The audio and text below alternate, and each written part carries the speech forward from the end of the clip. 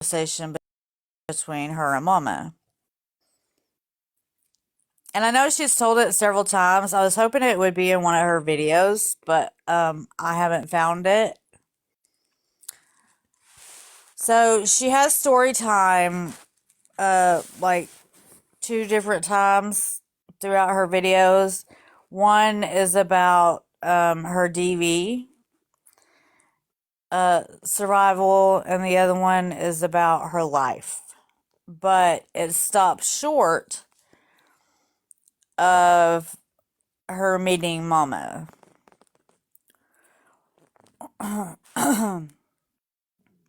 So first I'm going to play the clip of the other night. And then I'm going to let y'all hear some other things that I heard. Now keep in mind of when it was she said she met Mama. She met Mama when she aged out.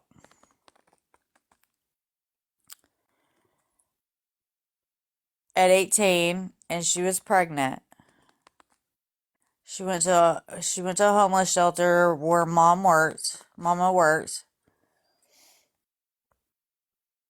And either Mama gave her a place to stay or Mama found her a place to stay. Now I want y'all to remember this when I play the second. And the second's going to be longer than a clip.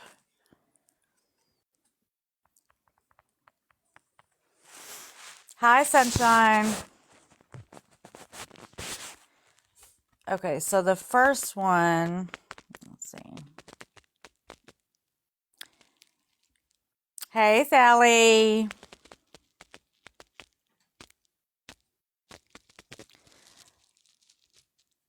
So, the first one is 44 seconds long. He was like, "You're not a virgin." I'm like, "Yes, I am." Oh, 19. I was. She said 19. You're 19. There's no way. Okay. Wait a minute. But when we did the do, he believed it then. Like the gold. Wait. I was like, "Oh no." At 19, she was a virgin.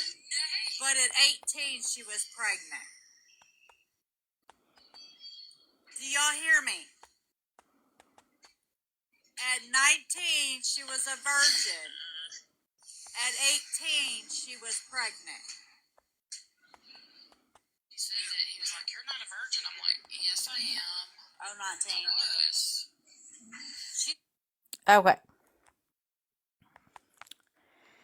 Now, the second clip, well, it's going to be more than a clip. It's going to be several clips. But she is going over her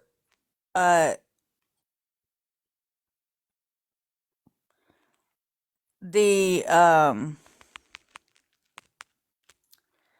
survival of her DV, but not specifically yet is she going into detail about her DV. But you'll see what I'm getting at. And when you figure it out, just say it in the chat.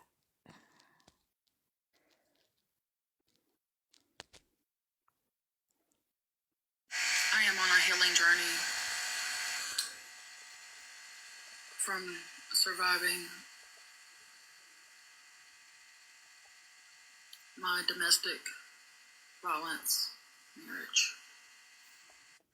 Part 1.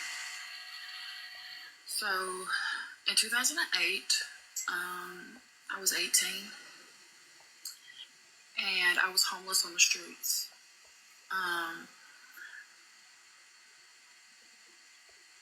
I was freshly out of high school. I graduated in 07. Hi, KJ. And I was a college dropout. Not intentional, but I thought I was doing what was best for me. But I was also a ward of the state, so I thought that going to CNA classes at a nursing home and getting a job would be better.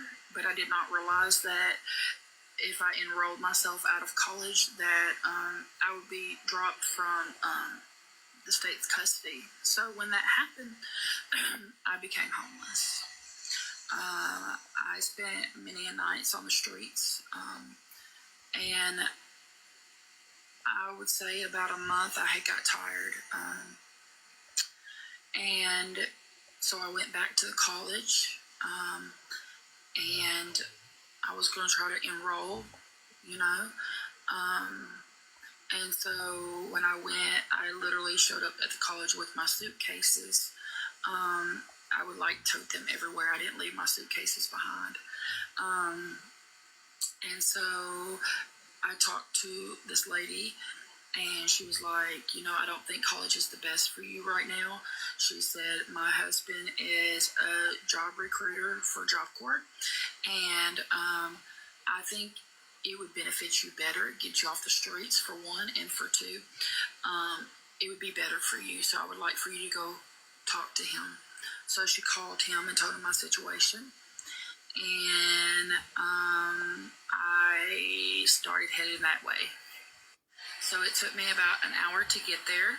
And I got there, and basically I got enrolled into Job Corps. He put me in a motel for 8 days, because it's going to be 8 days before they had a bed available.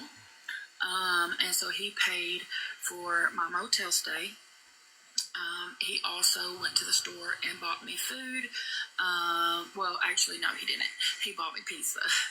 He went to, I think, Pizza Hut and bought like 3 large pizzas and got like 2 or 3 large sodas, 2 liters, and brought them to me so I would have something to eat.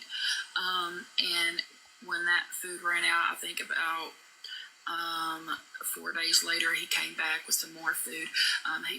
He took care of me, while I was there. And then on that 8th day, he came and got me. We loaded up, and I went to Job Corps. I am on a healing journey. Okay.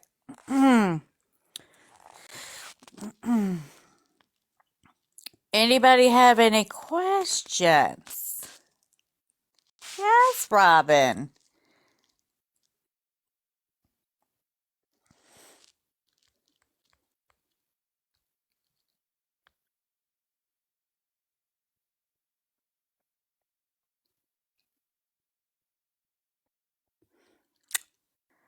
That's a good question.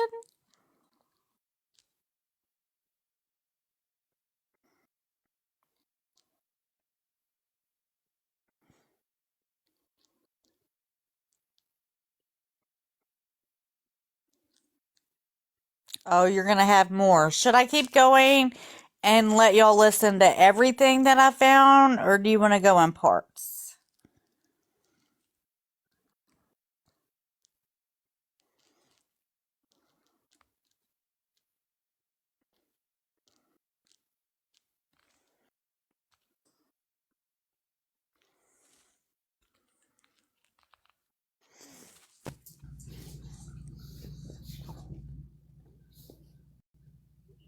Wifey! Hi, wifey! I haven't been back since the band, so hello, guys. Hello, Hi. welcome in. Welcome in. I have lots of questions, so you pick how you would like to lay it out. Okay. So, I'm going to go ahead and go through. I'm gonna stop each time, but we're going to try to remember your questions or write down your questions, and then we'll go over it. And then if I need to, I can go back to a certain part and replay it. But because this is just going to be the first set of questions. that you're going to have. Trixie, are you on the box? So while I was looking for one thing, I found out a whole lot more.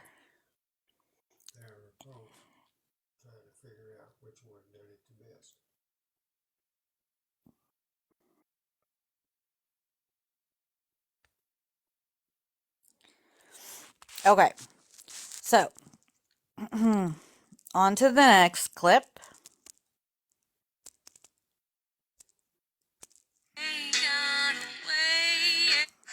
Part 2 of my healing journey.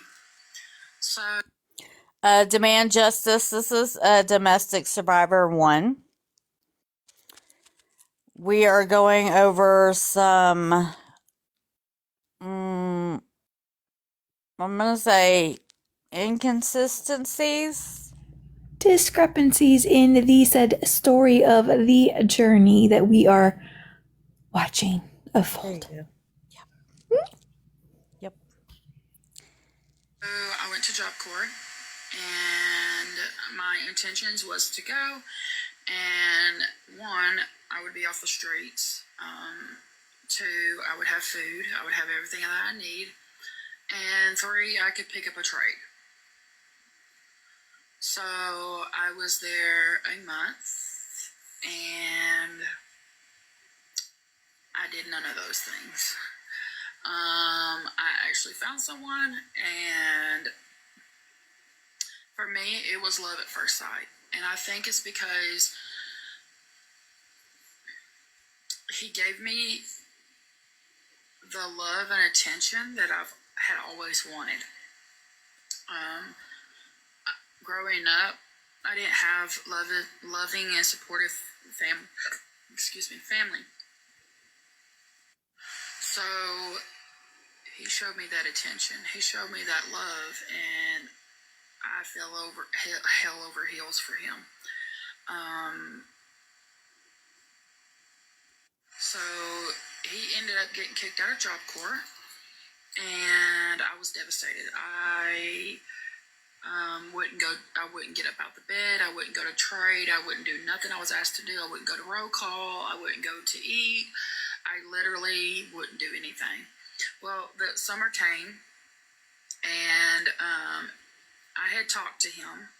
He had called, and they let me talk to him because that was the only way I was going to get it. They were going to get me out of bed, and so he happened to call, and they let him talk to me. They usually don't do that, but under the circumstances, they were trying to get me out of bed. And so, Hey, Sunset. for the summer, everyone had to go back to where they were from. It was for summer break. But for me, that was different because I didn't have nowhere to go to. They were trying to get me to, they were going to get me a ticket back to my hometown where I came from, but I would just be on the streets until it was time to come back, and we were on break for like 2 weeks. So I would just be on the streets, and so I talked them into allowing me to go to his hometown. And the only way they would do that is if I paid for it. I had to pay for it, but we made money there, so no, that's what I was talking about, Jennifer. So, I no longer have the video or screen recording or audio of when she said that she was 18 and pregnant. But you missed the clip I played just before this. She was 18 when she was homeless. And this is gonna make sense. She said it again earlier today. Okay. They weren't asking her weight. Last night you were talking about you were a virgin at 19. Okay. So, Jennifer, so I played the clip of when she was talking about losing her virginity at 19. She was specific. and said what age she was. And then I played the first clip that she is talking about when she was 18 and homeless. She said she got kicked out of college, or she dropped out of college.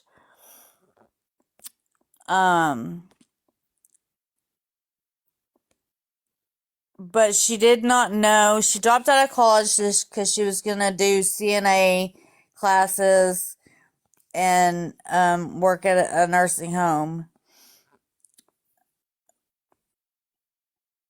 From when I played it, Jennifer, or before.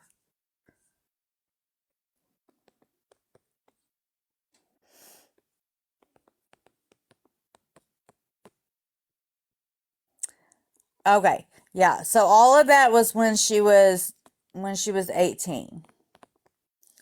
Now she's talking about when she met her ex-husband. Oh, well, it was news to me. I was listening to this last night, hunting for that, her talking, again, a different time, hoping maybe she was talking about being 18 and pregnant again, in one of her clips, but, I stumbled upon this. I'm like, man, I got questions. Okay. So, I think this ties into, this pretty much says she's a liar. Because now I'm questioning when she met Mama.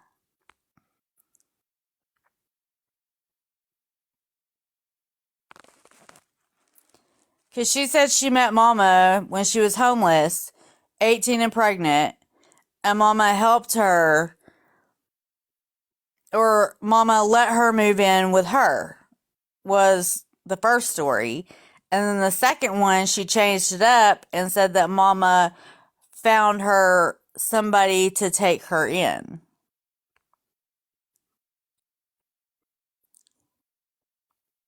No, Mama is not her real mom, no. No.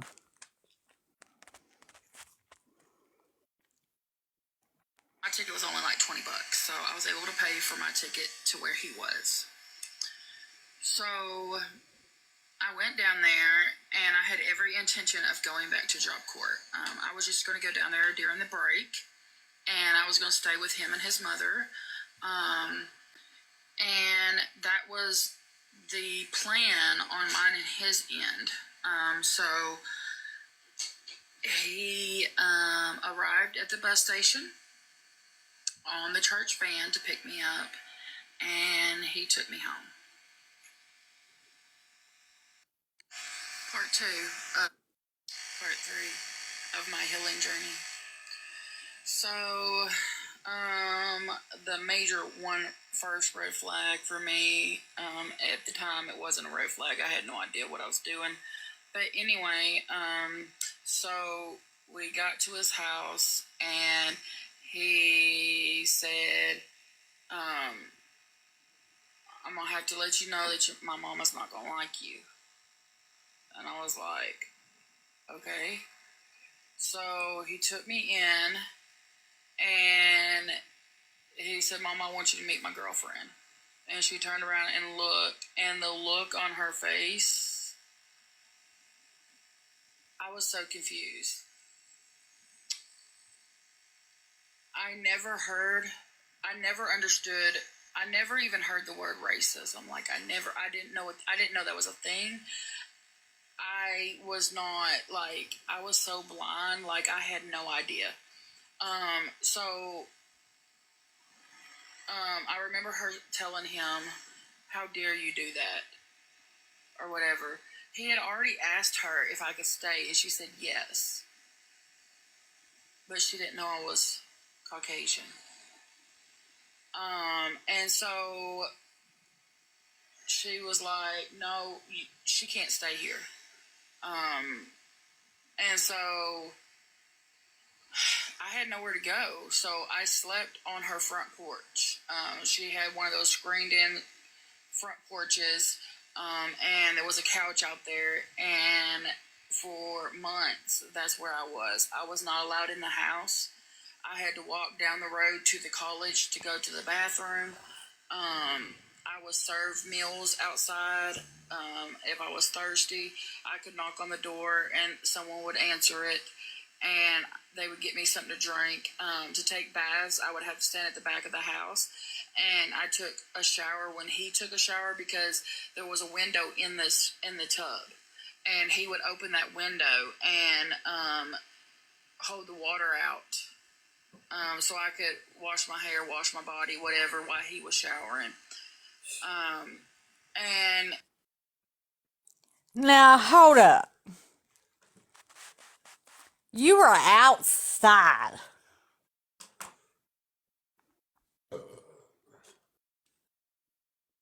So you're telling me you took a shower outside?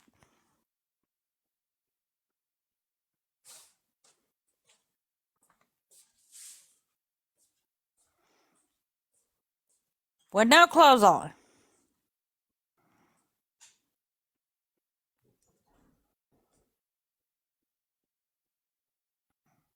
Through a window?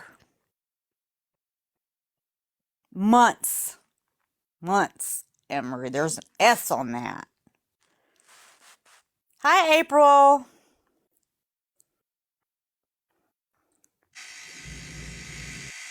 still, even through all that, I didn't understand. I kept on asking why she doesn't like me. Like, I don't understand why. And he finally was like, it's because you're white. And I'm like, Good, how are you? that was basically, I didn't understand. Like, I was 19. That did not, like, it did not click. And if you're not raised to know things like that, I was so lost. I was so lost, but I loved him, and I was willing to do whatever I had to do because I loved him. And so So she was 18 and homeless.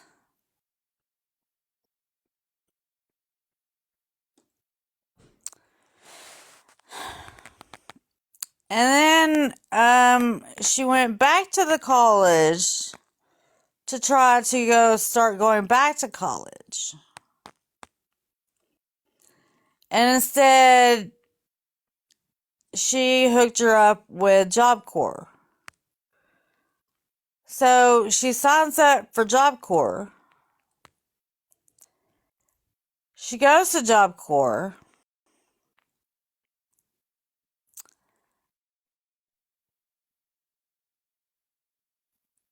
And then summer break comes around. Now, keep in mind that her birthday is in January. So summer break comes around, and she's going back home with her boyfriend.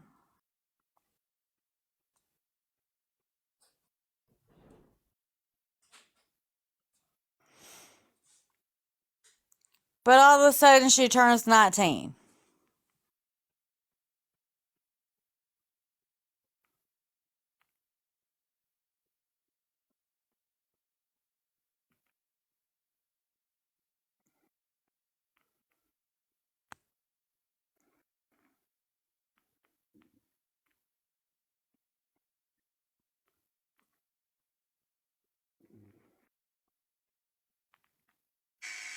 I stuck it out,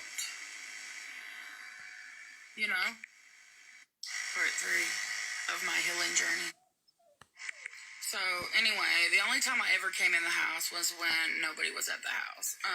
At the current time, his mother lived there, he lived there, his sister lived there, one of his brothers lived there, and an uncle. So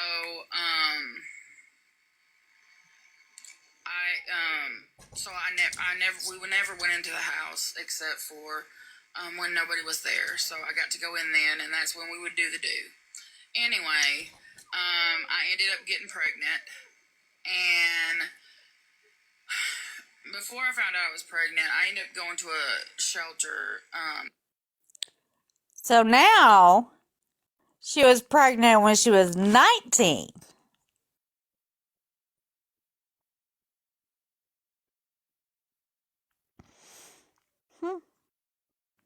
The Salvation Army, because, mind you, this was in the dead of the summer. Like, mosquitoes were tearing me up. It was hot. I didn't do the heat. And so I ended up going to the Salvation Army. And after that, I left the Salvation Army because I didn't like that I had to be out all day and I had nowhere to go.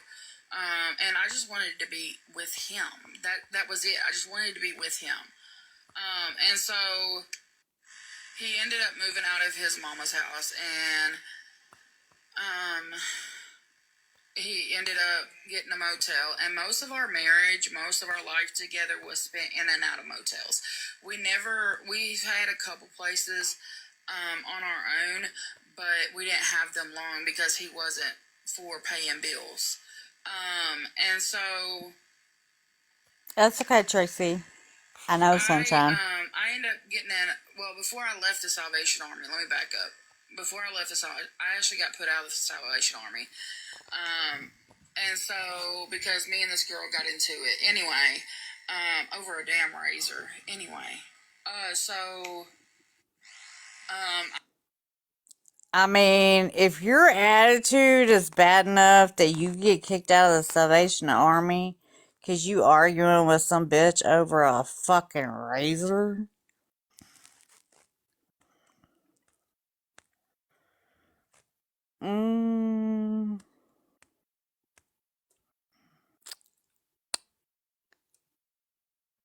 Well, I was just walking the streets, and his brother actually met me walking around the street that night, and he was like, "Hey, I'll stay with you tonight if we can stay in an abandoned building." And I was like, "No, you can't see what's in those." I was scared to go into an abandoned building. Anyway, kind of found out he wanted to do the do with me, and I was like, hell no. So he ended up leaving me out there by myself. I walked the streets all night, and this was just how it was for me. And so then he ended up getting a motel, and well, actually, no, we got an apartment first. So that was our first thing, was we did get an apartment. And then his mother got sick, and I remember going over there, and he asked her, because his brother's thank daughter you, was Angel there, and Baby. she was holding her. And he was like, Mama, when my baby gets here, are you going to hold my baby like that? And she was like, that ain't no grandchild of mine. And that really hurt my heart, because I didn't have parents, and so that means my daughter wouldn't have had grandparents that accepted and loved her, because his side was not willing and I didn't have a side. Thank you, Sugar Boo Boo. So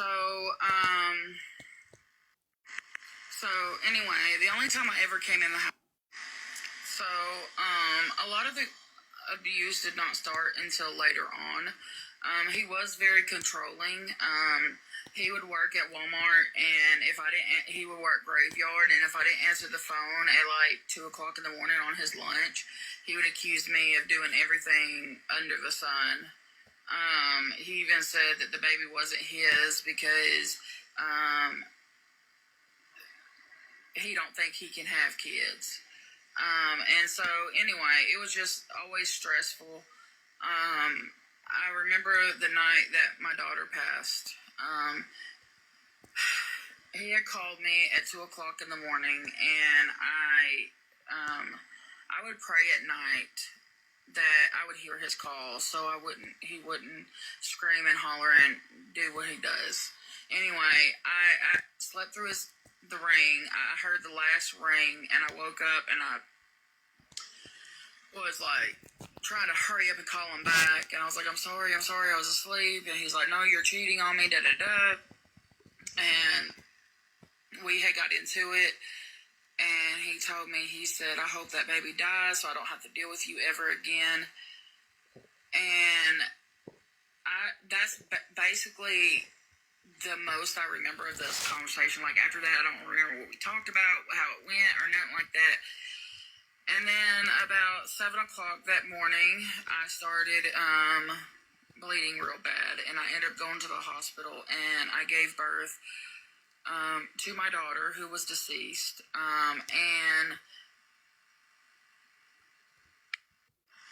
Okay, so anyway, I gave birth to her. And then not long after that, his mother passed away. And so after his mother passed away is when things really got bad.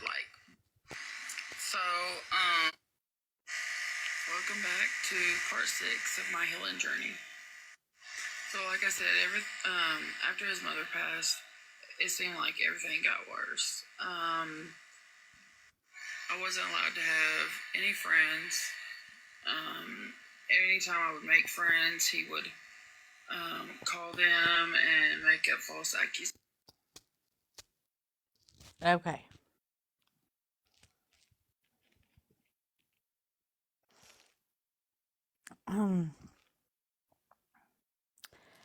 Is there anybody else that is fucking confused?